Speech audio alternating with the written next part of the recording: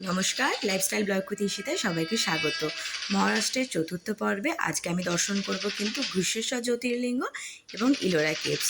এই ঘৃষ্ণেশ্বর জ্যোতির্লিঙ্গের কিন্তু গল্পটা হলো সুদামা এবং সুদেয়া নামে এক ব্রাহ্মণ তার পত্নীকে নিয়ে বসবাস করতেন এবং তাদের দুজনের কোনো সন্তান ছিল না। তাই সুদেয়া তার ছোট বোন ঘুষার সাথে তার স্বামীর আবার বিবাহ দেন এবং তাদের দুজনের একটি পুত্র সন্তান হয়। কিছুদিন পর থেকে কিন্তু সুদেয়ার ঘৃষ্ণর এই সন্তানের উপর কিন্তু হিংসা হয় এবং তার সন্তানকে কিন্তু হত্যা করে নদীতে ফেলে দেন। কিন্তু ঘৃষ্ণা তাতে কোনো রকম দুঃখ না পেয়ে কিন্তু নিত্য শিব পূজাতে কিন্তু লিপ্ত থাকতেন। মহাদেব এতে কিন্তু খুব প্রসন্ন হয়ে ঘৃষ্ণার সন্তান ফেরত দেন এবং কিন্তু ঘৃষ্ণার অনুরোধে কিন্তু এখানেই উনি লিঙ্গরূপে কিন্তু বিরাজমান হয়ে যান। চলুন দেখে নিই এখানে আমরা কি করে পৌঁছাবো। আমরা কিন্তু পুনে বাস স্ট্যান্ড থেকেই আমরা প্রথমে চলে যাব ঔরঙ্গাবাদ বা সাম্বাজিনগর বাস স্ট্যান্ড। মাথা পিছু খরচ হয়েছে 280 টাকা।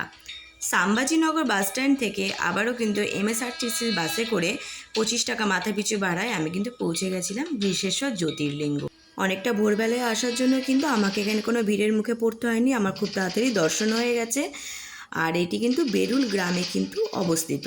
মন্দিরের ভেতরে কিন্তু ফোন ক্যামেরা এসব কিছু অ্যালাউ নেই। যদি কেউ প্রাইভেটে আসতে চায় তাহলে কিন্তু প্রাইভেট গাড়িতে আসতে পারেন, আর যদি কেউ ট্রেন যোগে আসতে চান এই ঘৃষ্ণেশ্বর জ্যোতির্লিঙ্গ মন্দিরের কিন্তু কাছাকাছি রেল স্টেশন কিন্তু ঔরঙ্গাবাদ, সেখান থেকে কিন্তু আপনারা বাসে করে বা প্রাইভেট গাড়ি করে আসতে পারেন। সর্বশেষে কিন্তু মন্দিরের চূড়াটাই দর্শন হলো।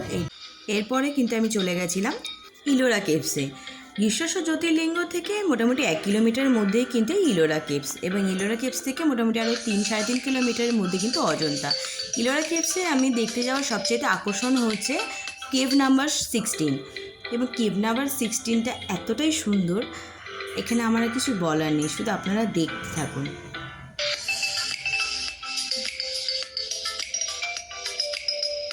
ষোলো নম্বর কেভসটি কিন্তু কৈলাসনাথ টেম্পল। অপূর্ব অপূর্ব পুরো কিন্তু এই কৈলাসনাথ মন্দিরটি একটি পাথরেই, কিন্তু মাঝখানে কোনো পাথর জোড়া নেই। ভীষণই সুন্দর, এবং এটা বলা হয় কোনো বোধহয় এলিয়েন তৈরি করেছে, কারণ কোনো মানুষের পক্ষে এত সুন্দর নিদর্শন তৈরি করা বোধহয় সম্ভব নয়।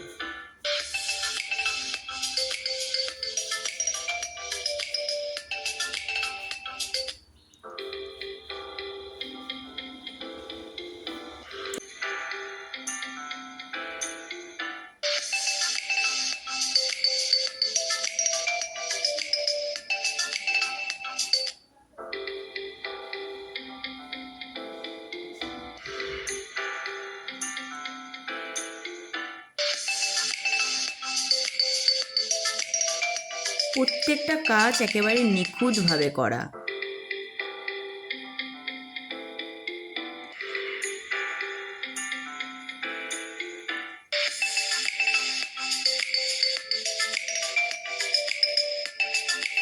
আমার সবচাইতে বেশি সুন্দর লেগেছে এই জায়গাটা, ভেতরে একটি শিবলিঙ্গ আছে, এত সুন্দর লেগেছে আমার এই জায়গাটা, আমি এখানে বলার ভাষা নেই, খুবই সুন্দর দেখতে। আপনারা যদি কোনো দিন চান প্লিজ এই জায়গাটাকে কিন্তু ভিজিট করবেন, এবং উপর থেকে দেখতে খুবই সুন্দর, খুবই সুন্দর।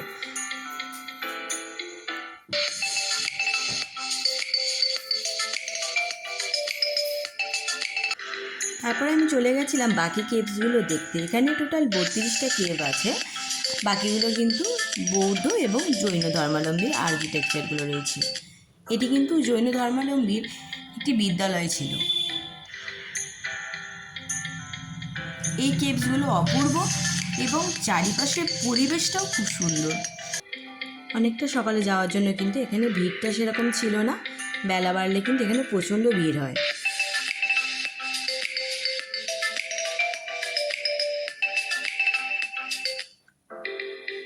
ভীষণ সুন্দর লেগেছে আমার এই ইলোরা কেভস। আপনারা কিন্তু অবশ্যই আসবেন, একবার ভিজিট করে যাবেন। দেখুন কত সুন্দর, মানে পরিবেশটাই খুব সুন্দর ছিল, তার মধ্যে আবার তখন একটু মেঘলাও করছিল, আরও সুন্দর লাগছে পরিবেশটা।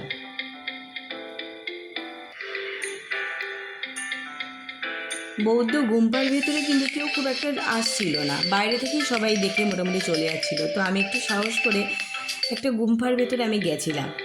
ভেতরটা যেমন অন্ধকার তেমনি কিন্তু একটু ভয়ও লাগছিল। তবু একটু সাহস করে গেছিলাম। দেখতেই পাচ্ছেন আপনারা ভেতরটা কতটা অন্ধকার। এখানে একটি বুদ্ধদেবের কিন্তু মূর্তি আছে।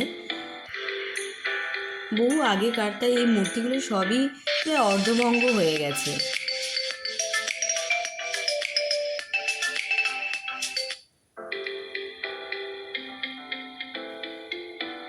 ভিডিওটা ভালো লাগলে লাইক শেয়ার সাবস্ক্রাইব করবেন এবং কমেন্টসে জানাবেন কিরম লাগলো।